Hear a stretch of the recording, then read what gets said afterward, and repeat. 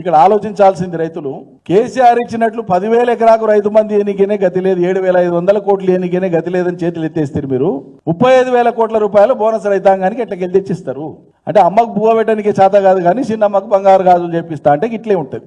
అరచేతిలో వైకుంఠం చూపించడం, తడిగుడ్డతో మోసం చేసి రైతుల యొక్క గొంతు కోయడం తప్ప ఇంకేం కాదు. ఇది రైతు బంధు ఎగవేతకు మార్గాలు అన్వేషించడం తప్ప ఇంకేం కాదు. ఇతర ధాన్యాలకు మద్దతు ధర లేదు, ఇతర వ్యవసాయ ఉత్పత్తులకు ఎట్లాగో మద్దతు ధర లేదు. మీరు పట్టి వేలాడి చాలా జిద్దుగా ఇగో ఇది రైతు ప్రభుత్వం మేము సంబరం చేస్తున్నాం, మేము బోనస్ ఇచ్చిన బోనస్ ఎంత ఈ రోజుకి 35,000 కోట్ల బోనస్. దాంట్లో ఇలాంటి 70% హార్వెస్టింగ్ అయిపోయింది. 70% అంటే సుమారు 22-23 కోట్ల దాకా వెళ్ళిపోవాలి. 1,000 కోట్లు అంటే 20,000 పైచీల కోట్లు ఇచ్చి ఉండాలి ఇప్పటికే బోనస్. ఇప్పటికి ఇచ్చింది ఎంతనండి రాష్ట్ర ప్రభుత్వం? 30 కోట్ల రూపాయలు ఇచ్చింది. జస్ట్ 30 crores అంటే ఏ ఒక ఊరికో ఊరిలోని 4-5 గ్రామాలకు సరిపోయినంత బోనస్ కాదు. మీరు 5 ఎకరాలు ఉన్నారైతే మీరే అనుకోండి, ప్రెస్ మిత్రులు మీలో చాలా మందికి వ్యవసాయం ఉండొచ్చు, ఎకరా 2 ఎకరాలు 3 ఎకరాలు 4 ఎకరాలు. మీకు 60-70 క్వింటాలు అయితే మీకు ఎంత రావాలండి బోనస్? ఒక 60 క్వింటాలు అయినా ఎంత రావాలి? మీరు 30,000 రూపాయలు రావాలి మీకు బోనస్. పడ్డదా మీలో ఎవరికన్నా? మన రాష్ట్రంలో మొత్తం సాగైనటువంటి వరి ప్రభుత్వ లెక్క నేను చెప్పేది 66,78,000 ఎకరాలలో వరి సాగైంది. ప్రభుత్వం విడుదల చేసినటువంటి లెక్క నేను చెప్పేది. అందులో సన్నాలకు సంబంధించినటువంటివి 40,55,000 ఎకరాలు సన్నాలు, అంటే 61% టోటల్ ప్యాడీ కల్టివేషన్ లో 61% సన్నాలు ఉన్నాయి. ఈసారి ఎందుకు వేసిండ్రు సన్నాలు రైతులు ఎక్కువ?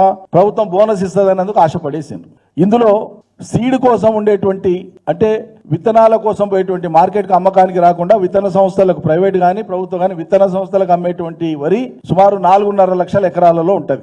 అంటే అప్పుడు మనకు మిగిలేది నికరంగా 36 లక్షల ఎకరాలలో ఉండేటువంటి వరి ఉంటుంది.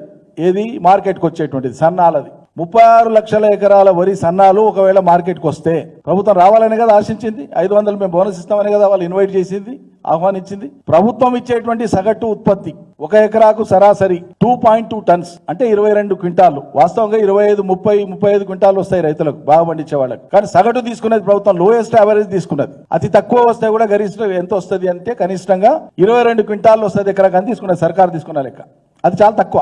ఆ లెక్క తీసుకుంటే 36 లక్షల ఎకరాలలో ఎకరాకు 22 లక్షల క్వింటాల చొప్పున వస్తే సుమారు ఇది 80 లక్షల మెట్రిక్ టన్నులు, సుమారు దగ్గర 80 లక్షల మెట్రిక్ టన్నుల ఉత్పత్తి వస్తుంది సన్న వడ్లు.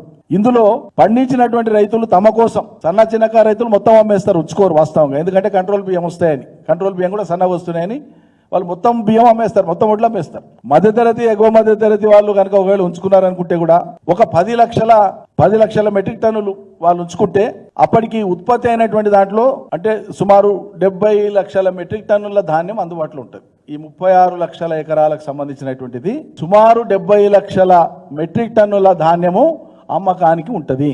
70 లక్షల మెట్రిక్ టన్నులు అంటే 70 లక్షల మెట్రిక్ టన్నులు ఇంటూ 22 క్వింటాలు వేయండి.